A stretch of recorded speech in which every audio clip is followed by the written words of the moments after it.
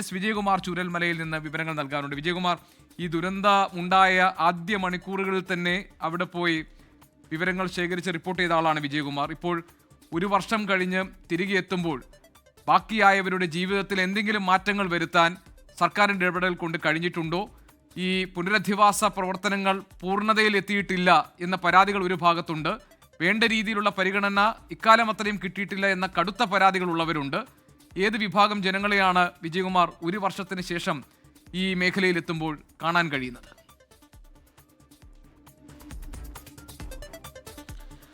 GK, ഈ പുനരധിവാസ പ്രവർത്തനങ്ങളും അനുബന്ധ സർക്കാർ നൽകിയ വാഗ്ദാനങ്ങൾ നടപ്പാക്കുന്നതിലും വേണ്ടത്ര വേഗം പോരാ എന്നതാണ് പൊതുവെ എല്ലാ വിഭാഗം ജനങ്ങളും നമ്മൾ ഇവിടെ വന്ന് സംസാരിക്കുമ്പോൾ ഉയർത്തുന്ന പ്രധാനപ്പെട്ട പ്രശ്നം.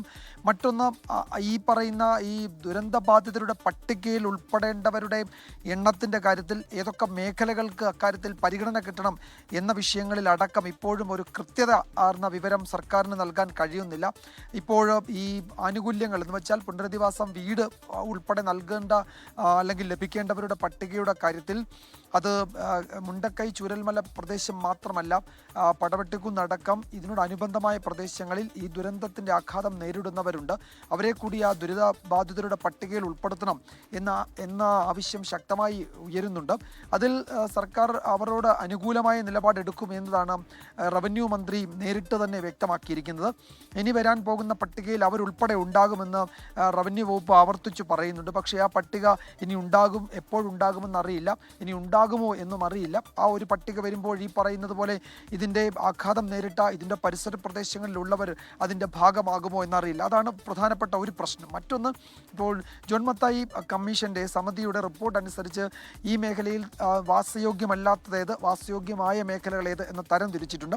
അതിനും വലിയ പരാതികൾ ഈ പ്രദേശങ്ങൾക്ക് ചുറ്റുപാടുമുള്ള ആളുകൾക്കുണ്ട്. ഇപ്പോൾ നമ്മൾ ഇന്ന് രാവിലെ മുണ്ടക്കൈ പ്രദേശത്തിൻ്റെ വലിയ വിഭാഗം, വലിയ മേഖലകളിലേക്ക് നമ്മുടെ ഇന്ന് കാൽനടയായി രാവിലെ യാത്ര ചെയ്തു. അവിടങ്ങളിൽ വീടുകൾക്ക് കാര്യമായ കേടുപാടുകളില്ല. പക്ഷേ ആ മേഖലയിലുള്ള ജനങ്ങളൊന്നും അവിടെ പാർക്കുന്നില്ല. അവരൊക്കെ അവിടെ നിന്ന് വാടക വീടുകൾ തേടി ഈ പറയുന്ന മേപ്പാടിയിലേക്കോ അല്ലെങ്കിൽ വയനാട് ജില്ലയുടെ മറ്റു ഭാഗങ്ങളിലേക്കോ കൽപ്പറ്റയിലേക്കോ പുൽപ്പള്ളിയിലേക്കോ പോയിരിക്കുകയാണ്. അപ്പോൾ അവരൊക്കെ വാടക വീടുകളിലോ ബന്ധു വീടുകളിലോ ഒക്കെ താമസിക്കുകയാണ്. അവർ അവരുടെ കൃഷിഭൂമിയിലേക്ക് ഇടയ്ക്ക് വരുന്നു എന്ന് മാത്രമേ ഉള്ളൂ.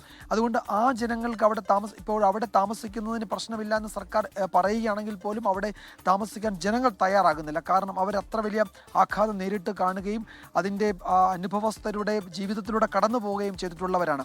അതുകൊണ്ട് ആ മേഖലയിലുള്ള ജനങ്ങൾ അവിടേക്ക് മടങ്ങി വരാൻ തയ്യാറാകുന്നില്ല. ഒരുതരം നോമാൻസ് ലാൻഡ് എന്ന് നമ്മൾ പറയുന്ന അവസ്ഥയിലേക്ക് ആ പ്രദേശങ്ങൾ മാറി. ഇപ്പോൾ ഇതിനോട് ചേർന്ന് കിടക്കുന്ന ഒരു പടവെട്ടിക്കുന്ന് എന്ന് പറയുന്ന സ്ഥലമുണ്ട്. അവിടെ ഒറ്റ കുടുംബം മാത്രമേ ആ നാട്ടിൽ താമസിക്കുന്നുള്ളൂ. ബാക്കി മുഴുവൻ ആളുകളും അവിടെ നിന്ന് പോയി. ആ താമസിക്കുന്ന ഒരു കുടുംബമാകട്ടെ അവർ ഈ പറയുന്നത് പോലെ ഇടയ്ക്ക് വരും പോകും. ആ മട്ടിൽ അവിടെ നിൽക്കുന്നതാണ്. ഒരു പുതിയ വീടായതുകൊണ്ട് മാത്രം അവിടെ തുടരുന്നു എന്ന് അദ്ദേഹം പറയുന്ന ഒരു കുടുംബ ഗൃഹനാഥനെ നമ്മൾ അവിടെ കണ്ടു. അതുപോലെ അട്ടമല ഉൾപ്പെടെ ഇതിനോട് ചേർന്ന് കിടക്കുന്ന പ്രദേശങ്ങളിലും ജനങ്ങൾ അനുഭവിക്കുന്ന സമാനമായ പ്രശ്നമാണ്. ഇതിൻ്റെ ഒരു ആഘാതത്തിൽ നിന്ന് മുക്തരാകാത്തവരാണ് ഈ പ്രദേശത്തുള്ളവർ. അപ്പോൾ അവരുടെ പ്രശ്നങ്ങളിൽ കൂടി സർക്കാർ ഇടപെടണം എന്ന് അവർ ആവർത്തിച്ച് ആവശ്യപ്പെടുന്നുണ്ട്. പക്ഷേ അതിനൊരു പരിഹാരം ഇതുവരെ ഉണ്ടായിട്ടില്ല എന്നത് ഒരു പ്രതിസന്ധിയായി ഇവിടെ തുടരുന്നുണ്ട്. മറ്റൊരു പ്രധാനപ്പെട്ട കാര്യം, ഈ ദുരന്ത ബാധിതർക്കായി സർക്കാർ നൽകുന്ന ഭവന പദ്ധതിയുടെ കാര്യത്തിൽ അതിൻ്റെ നിർമ്മാണ പ്രവർത്തനങ്ങളിൽ മെല്ലെപ്പോക്ക് എന്നൊരു വലിയ വിമർശനം ഉയർന്നു വരുന്നുണ്ട്. അത് ഇന്ന് രാവിലെ നമ്മളോട് സംസാരിച്ച ഇവിടുത്തെ ജനപ്രതിനിധി ടി സിദ്ദിഖ് MLA ഉൾപ്പെടെയുള്ളവർ അത് പറയുകയും ചെയ്യുന്നുണ്ട്. ഇപ്പോൾ ഈ വീട് നിർമ്മിച്ചു കൊടുക്കാൻ സന്നദ്ധ സംഘടനകൾ ഒക്കെ തയ്യാറായി വരുന്നു. അവർക്ക് ഭൂമി കണ്ടെത്തി കൊടുക്കുന്നില്ല, അവരെ സർക്കാർ വിശ്വാസത്തിലെടുക്കുന്നില്ല, അങ്ങനെയൊക്കെയുള്ള പരാതികളുണ്ട്. തന്നെയുമല്ല അവിടെ ഒരു മാതൃകാ ഭവനം, ഒരു മാതൃകാ വീട് എന്ന് വെച്ചാൽ ഈ ഭവന പദ്ധതിയുടെ ഭാഗമായ പാർപ്പിട സമുച്ചയത്തിൻ്റെ ഭാഗമായ ഒരു വീട്, ഒരു മാതൃക, ഒരു മോഡൽ എന്ന നിലയിൽ നിർമ്മിച്ച് പൂർത്തിയാകുന്നതേ ഉള്ളൂ. ഒരു വർഷം കഴിയുമ്പോഴും ഈ പറയുന്ന പ്രശ്നങ്ങൾ അവരുടെ ജീവിതത്തിലേക്ക് ഈ പറയുന്ന ഈ സർക്കാരിൻ്റെ പദ്ധതികളുടെ സഹായം വലിയ തോതിൽ കിട്ടുന്നില്ല. ഇപ്പോൾ നേരത്തെ വാടക ഇനത്തിൽ കിട്ടുന്ന പണം അത് കഴിഞ്ഞ മാസം തൊട്ട് അത് നിലച്ചു എന്ന് ചിലർ പറയുന്നുണ്ടായിരുന്നു.